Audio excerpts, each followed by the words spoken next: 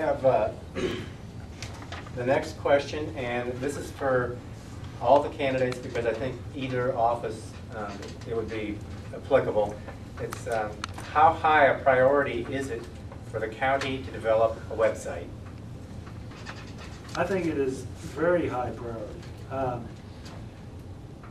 Communication is probably one of the biggest keys to running a county or any business or anything else. You've got to be able to communicate. And there is just a total wealth of information that could be put on a website that could be accessed by anybody. And I mean anything from finding out about last week's meeting minutes and the budget to, you know, what forms you need to apply for a liquor license or anything like that. It's fast, it's easy, it's convenient. I think it would be probably a really great asset. It would be very beneficial. And in my opinion, it's a very high priority. Well, I agree with Marty. It is a huge priority. The younger generation today communicates mostly with computers or cell phones, texting, things like that, and they need easy ways to get information. They need to know how to register to vote, where to go, what the deadlines are, everything like that. And the only way to get them really interested in doing their patriotic duty is to get them involved, and that is a way to get them involved. So I think it would be a fairly high priority. Virgie, go next, please. Well, I have to agree. I think the World Wide Web is something that Saline County perhaps may be just a little tad behind on.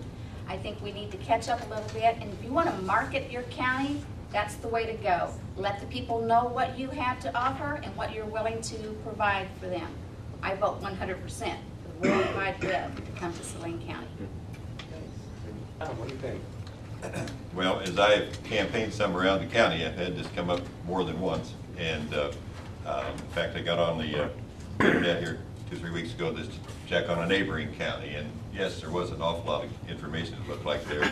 It's probably time for Saline County to join that fifth generation. I understand one of the candidates mentioned the other day, they thought, who's now in the courthouse, I think it was Debbie probably, said that the council or the commission has maybe looked into this. Now, I don't know where they stand on it, but it needs to be pursued. Yes. You've already addressed to a certain degree in statements and in the answers to your questions already, but I guess we might think about this as, or maybe we're looking for a more specific story or something to kind of illustrate why you're running for county office. There are many reasons that I'm running for county office. The main reason is when I registered to vote, when I was younger, much younger, my granddad told me that there are 3 things that every American has to do. 1 is you work the polls. 2 is you vote in every election. 3 is when you're called to do jury duty, you do it willingly, you do not get out of it. I've done all 3. And if I get the county clerk position, then I will be one up on Granddad. So that is one big reason why I'm running. There are many others, but I can talk about those later. Marty? Well, I would say one of the probably biggest reasons is, in a way, I feel like it's my duty to run for county clerk.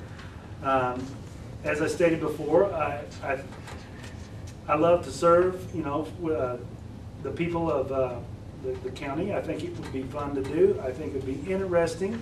I think I would learn something. And it's something I've always wanted to do. And I've had the opportunity now to pursue it, and I'm hoping I can do that. Virgie, do you think you can take a stab at what Bob was Hey, running? I'll try. Okay.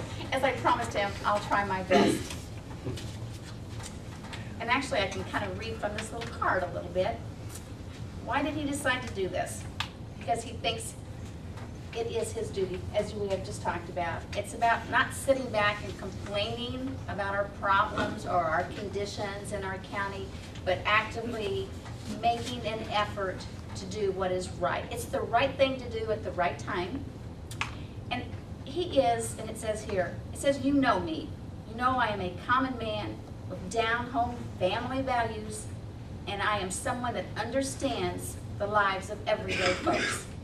We have a variety of people in our county, which is kind of a good thing. We're not all the same. We're on different levels financially or in a variety of ways.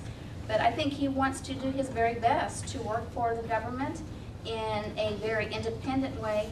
He is not a rubber stamp person. I think they'll give you the time of day and listen to you and then take action. I think that's why he thinks he can do that, and I know he can do that. Well, as I said earlier, the business I was in for the last 31 years required me to drive around the state of Missouri quite a bit, and I get quite a bit of windshield time, which maybe quite like a truck driver or maybe a farmer, at least back in my day when I farmed, you had a lot of time to think about things. And for the last few years I was traveling, I thought, you know, we've had a chance, Susie and I have, to live in Saline County. I grew up here, we lived in Saline County, raised our family, and there were a lot of things that I had probably never done or participated in that maybe I should have over those years, just because I was out of town quite a bit. So when I retired, I decided to join a service club, try to become active there in the Chamber of Commerce and a few other things, and really had no idea about going for a political office until I mentioned to somebody that I might like to get involved a little more in the county politics. And this subject came up, and after giving it some thought, I thought, well, you know, I'm retired, I have the time to do this. I do know a little something about Saline County, I think, and maybe it's something I ought to step up and try to do. So that's it. Answered all the questions we've had submitted. So I guess the next step is to allow you to make closing statements.